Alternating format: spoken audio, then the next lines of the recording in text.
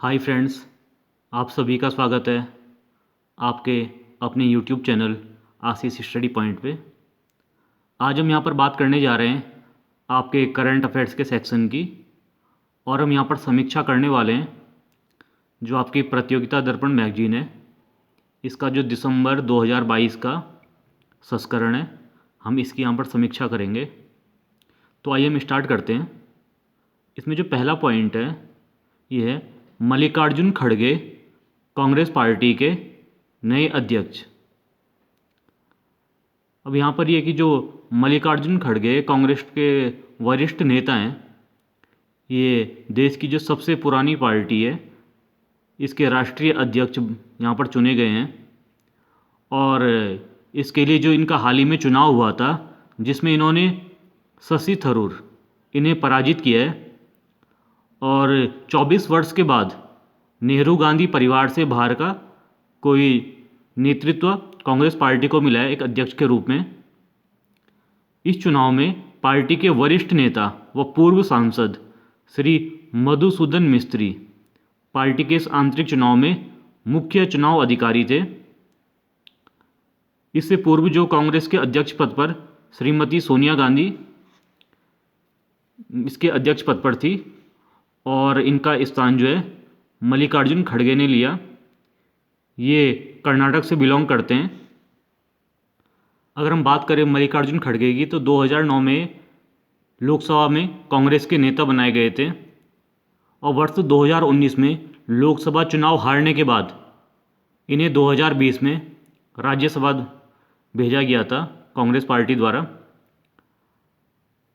जो 137 वर्ष पुरानी जो कांग्रेस पार्टी इसका इतिहास है, तो इसमें जो 6वीं बार ये खुले रूप से चुनाव द्वारा अध्यक्ष का चयन किया गया है। इससे पूर्व जो कांग्रेस के जो अध्यक्ष थे गांधी और नेहरू परिवार से बाहर, ये श्री सीताराम केसरी 1996 से 98 के बीच रहे थे। अगर हम इस चुनाव की बात करें तो आपको याद होगा कि मल्लिकार्जुन खड़गे से पूर्व अशोक गहलोत, इनकी दावेदारी काफ़ी मजबूत मानी जा रही थी, पर बीच में जो इनका आंतरिक जो मतभेद या फिर इनकी आपस में जो समझौता हुआ, उसके बाद मल्लिकार्जुन खड़गे को फाइनली चुनाव में यहाँ पर शशि थरूर के अगेंस्ट उठे थे और इनका चयन किया गया। नेक्स्ट है आपका यहाँ पर इंदौर जो है लगातार 6वें वर्ष भारत का सबसे स्वच्छ शहर व भारत का पहला 7 सितारा 7 स्टार कचरा मुक्त शहर, ये जो है स्वच्छता सर्वेक्षण 2022 का डाटा यहाँ पे दिया गया है। आइए हम इस पे चर्चा करते हैं। आवास एवं शहरी मामलों के मंत्रालय के वर्ष 2022 के स्वच्छ सर्वेक्षण पुरस्कारों में मध्य प्रदेश का इंदौर लगातार 6वें वर्ष प्रथम स्थान पर रहा है। देखिए, अगर हम इस सर्वेक्षण की बात करें तो यहाँ पर 1 लाख से अधिक जनसंख्या वाले शहरों में इंदौर जो है प्रथम स्थान पर है। द्वितीय स्थान पर यहाँ पर सूरत और तृतीय स्थान पर नवी मुंबई है। अगर हम 1 लाख से कम जनसंख्या वाले शहरों की बात करें तो महाराष्ट्र का जो पंचगनी है ये प्रथम स्थान पर है। अगर हम स्वच्छतम कंटेनमेंट बोर्ड की बात करें तो महाराष्ट्र के देवलाली को यहाँ पर प्रथम पुरस्कार प्राप्त हुआ है। और अगर हम इसमें 1 लाख से अधिक जनसंख्या वाले शहरों में सर्वश्रेष्ठ गंगा टाउन की अगर हम बात करते हैं तो हरिद्वार जो है प्रथम स्थान पर है। साथ में इसमें यह कि इंदौर को जो देश का पहला 7 स्टार कचरा मुक्त शहर की रेटिंग प्राप्त हुई है। ये जो पुरस्कार हैं यहाँ राष्ट्रपति द्रौपदी मुर्मू द्वारा प्रदान किए गए हैं।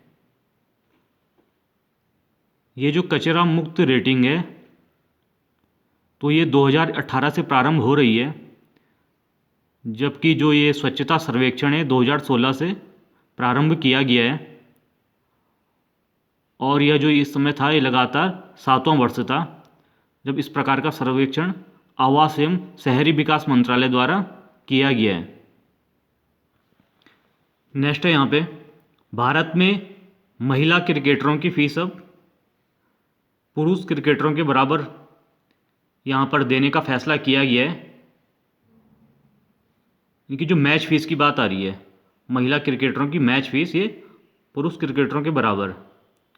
आइए हम जानते हैं इस खबर को विस्तार पूर्वक।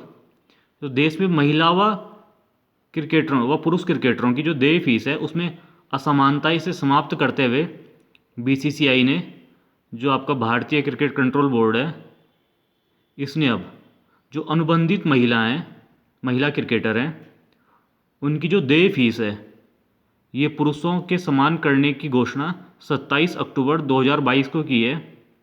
इससे अब पुरुषों की तरह पूर्व में जो धनराशि सिर्फ पुरुषों को मिलती थी, तो अब टेस्ट मैच के लिए 15 लाख की धनराशि, एक दिवसीय मैच के लिए 6 लाख की और T20 मैच के लिए 3 लाख की जो धनराशि है महिला क्रिकेटरों को भी प्राप्त हो सकेगी। साथ ही यहाँ पर अगर हम बात करें कि इस प्रकार का जो कदम उठाया गया है, तो इससे पूर्व मात्र जो न्यूजीलैंड का क्रिकेट कंट्रोल बोर्ड है उनके द्वारा ये समान मैच फीस दी जाती थी, और इसमें भारत जो है बीसीसीआई सेकंड नंबर पर, दूसरा जो क्रिकेट बोर्ड है बीसीसीआई बना हुआ है। अब यहाँ पर सिर्फ मैच फीस की बात आ रही है। जो अनुबंध राशि है, जो अनुबंध राशि अभी भी क्या महिलाओं की पुरुषों की अपेक्षा काफ़ी कम है। नेक्स्ट यहाँ पर हम बीसीसीआई की बात करें तो जो रोजर बिनी है ये भारतीय क्रिकेट कंट्रोल बोर्ड के नए अध्यक्ष बने हैं, और इन्होंने जो है सौरभ गांगुली का स्थान लिया है। ये वर्ष 1983 में जो विश्व कप जीतने वाली टीम थी उस टीम का हिस्सा थे, और वर्तमान में ये बीसीसीआई का अध्यक्ष चुनने से पूर्व ये कर्नाटक स्टेट क्रिकेट एसोसिएशन के अध्यक्ष रहे हैं। अगर हम इनके बीसीसीआई के सचिव की बात करें तो जय शाह अमित शाह के पुत्र हैं, तो ये दूसरे कार्यकाल हेतु निर्विरोध चुने गए हैं। और आईपीएल के जो अध्यक्ष हैं ये अरुण धूमल को बनाया गया है। नेक्स्ट यहाँ पर बात करें, विश्व की सबसे ऊंची शिव प्रतिमा विश्वास स्वरूपम, जो ये भगवान शिव की सबसे ऊंची प्रतिमा है, इसको स्थापित किया गया है राजस्थान के राजसमंद जिले में, जो नाथ द्वारा स्थान है यहाँ पर स्थापित किया गया है, और इसे विश्वास स्वरूपम स्टैच्यू ऑफ बिलीव नाम दिया गया है। जो तत्पदम संस्थान नाथ द्वारा इसे तैयार किया गया है इस प्रतिमा को, और इसकी जो हाइट है ये 369 फीट है। इसका जो लोकार्पण है वो कथावाचक मुरारी बापू द्वारा किया गया है। तो ये पूछा जा सकता है एग्जाम में कि सबसे ऊंची प्रतिमा कौन सी है, तो ये विश्वास स्वरूपम आ जाएगी, स्टैच्यू ऑफ बिलीव। और इसकी हाइट कितनी है, तो आपकी इसमें आ जाएगा 369 फीट। और कौन से स्थान पे, तो ये कहाँ है, राजस्थान के राजसमंद जिले में नाथ द्वारा में ये स्थापित की गई है। नेक्स्ट है आपका यहाँ पे, युवा लेखकों के मार्गदर्शन हेतु प्रधानमंत्री की युवा 2.0 योजना। तो इसमें होगा क्या, जो 30 वर्ष से कम उम्र के जो युवा लेखक हैं उनको प्रोत्साहित करने हेतु नेशनल बुक ट्रस्ट के माध्यम से इस योजना का शुभारंभ हुआ है। और इसकी घोषणा जो है ये भारत सरकार के शिक्षा मंत्रालय ने 2 अक्टूबर 2022 को की है। इसमें जो है 75 लेखकों का चयन किया जाएगा, जिन्हें प्रख्यात लेखकों द्वारा प्रशिक्षण प्रदान किया जाएगा। तो ये जो योजना है ये युवा लेखकों के मार्गदर्शन हेतु है। नेक्स्ट है आपका, गुजरात के महू नदी पर बना केबल ब्रिज टूटने से 150 लोगों के डूबकर मरने की आशंका है। तो ये जो ब्रिज है, अभी आपने हाल ही में न्यूज़ में देखा होगा, ये गुजरात के मोरबी जिले गुजरात का जो मोरबी जिला है उसमें मच्छू नदी इस पर बना हुआ है। और 1400 वर्ष पुराना ये जो ब्रिज है इसे एक हेरिटेज ब्रिज के रूप में जाना जाता था। ये जो ब्रिज है राजा बागजी ठाकुर ने दरबारगढ़ पहुंचने के लिए बनाया था और इसे बीच में बंद कर दिया गया था इसकी मरम्मत के लिए, और हाल ही में गुजराती नववर्ष पर 4 दिन पहले इसे खोला गया था। नेक्स्ट है आपका, भारत के 2 और समुद्री तटों को ब्लू फ्लैग प्रमाणन दिया गया। एक्चुअल में होता क्या है ये कि जो पर्यावरण की दृष्टि से इसमें इसके 33 पैरामीटर होते हैं, जैसे क्या हो गया, सार्वजनिक शौचालय हो गया, कपड़े बदलने के लिए कमरे होना, वॉश टावर, सौर ऊर्जा प्रबंधन, बैठने की समुचित व्यवस्था, इस प्रकार के जो 33 जो मानक होते हैं इनको देखने के बाद ये जो प्रमाणन है प्रदान किया जाता है। और ये जो है डेनमार्क की एक एनजीओ है, फाउंडेशन फॉर इन्वायरमेंटल एजुकेशन, इसके द्वारा प्रदान किया जाता है। अगर हम भारत की बात करें तो यहाँ पर क्या है, 12 वर्तमान में जो 12 समुद्री तट हैं तो इन्हें ब्लू फ्लैग प्रमाणन प्रदान किया गया है। और वर्तमान में कौन से 2 समुद्री तटों को दिया गया है, तो पहले आपका लक्षद्वीप स्थित मिनिकॉय थुंडी बीच व कदमत बीच, इन दोनों को इस समय ये प्रमाणन दिया गया है। नेक्स्ट है आपका, धर्मांतरण करने वाले दलितों को अनुसूचित जाति का दर्जा प्रदान करने के लिए विचार हेतु आयोग का गठन। तो इसमें होता क्या है कि सपोज कोई ऐसी कैटेगरी का और वो क्या उसने अपना धर्म चेंज कर दिया, अब वो क्रिश्चियन बन गया या मुस्लिम बन गया है, तो उससे क्या होता था, उसका जो अनुसूचित जाति और जनजाति का दर्जा था वो समाप्त हो जाता था। तो अब हो क्या रहा है कि मतलब ये इस कोटे का जो लाभ ताकि मिलता रहे, तो इसलिए कई सारे के हैं जो धर्म तो क्या बदल चुके हैं पर इसका खुलासा नहीं कर रहे हैं। तो यहाँ पर एक कमेटी का गठन किया गया है ये अक्टूबर 2022 में। तो जो पुराने मुख्य न्यायाधीश हैं के जी बालकृष्णन, इनकी अध्यक्षता में आयोग का गठन किया गया है और 2 वर्ष में ये अपनी रिपोर्ट सौंपेगा।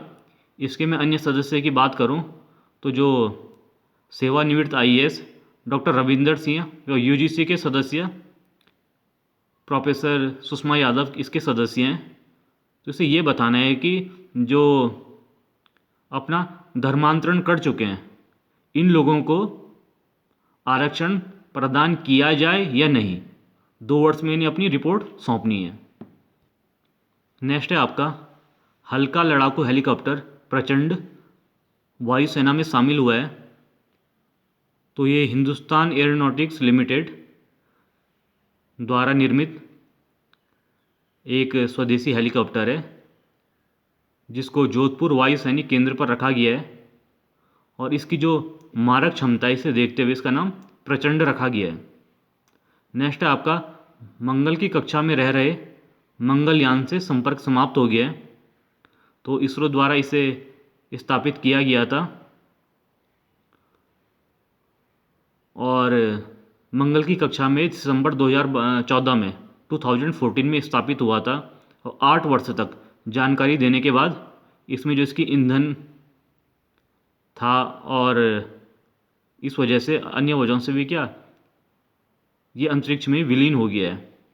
नेक्स्ट है आपका, तेलंगाना के क्षेत्रीय दल तेलंगाना राष्ट्र समिति TRS का नाम बदलकर भारत राष्ट्र समिति की घोषणा पार्टी के अध्यक्ष व तेलंगाना के मुख्यमंत्री के चंद्रशेखर राव ने किया है। हो सकता है कि क्या तेलंगाना यहाँ पे एक नाम से लग रहा था कि एक क्षेत्रीय दल है और अन्य राज्यों में भी अपनी पार्टी का विस्तार करने के लिए इनके द्वारा इस प्रकार का कदम उठाया गया हो। नेक्स्ट है आपका, मिशन स्कूल ऑफ एक्सीलेंस। यह जो मुख्यतः गुजरात में स्मार्ट कक्षाओं व कंप्यूटर प्रयोगशालाओं की स्थापना और राज्य में स्कूलों के बुनियादी ढांचे के माध्यम से शिक्षा व्यवस्था को मजबूत करने हेतु शुरू किया गया है। इसका जो शुभारंभ है प्रधानमंत्री नरेंद्र मोदी द्वारा गांधीनगर स्थित अदालज में 19 अक्टूबर 2022 को इसका शुभारंभ हुआ है। नेक्स्ट है आपका जो विश्वविद्यालय एवं महाविद्यालयों में प्रोफेसर ऑफ प्रैक्टिस का एक नया पद प्रारंभ किया गया है। इसकी जो अधिसूचना है वो यूजीसी द्वारा 30 सितंबर 2022 को जारी की गई है। इसमें क्या होगा कि इस पद हेतु पीएचडी या फिर अन्य किसी अकादमिक डिग्री की आवश्यकता नहीं होगी, बल्कि उद्योग, विज्ञान, इंजीनियरिंग, मीडिया, ललित कला, साहित्य, सशस्त्र बलों के विशेषज्ञ इसके पात्र होंगे और इन्हें क्या संबंधित क्षेत्र में कम से कम 15 वर्ष का अनुभव इन्हें होना चाहिए। तो इस प्रकार का जो पद है ये काफ़ी सारी यूनिवर्सिटी हैं, तो उनमें पूर्व में भी प्रचलित है। आपकी हार्वर्ड यूनिवर्सिटी हो गई, मैनचेस्टर हो गई। तो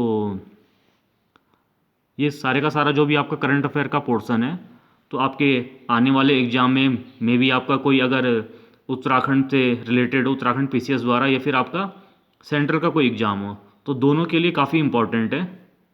तो आप इसमें नोट्स बना सकते हैं।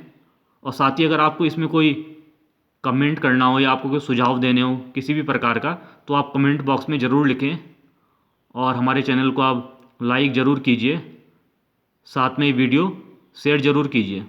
Thank you.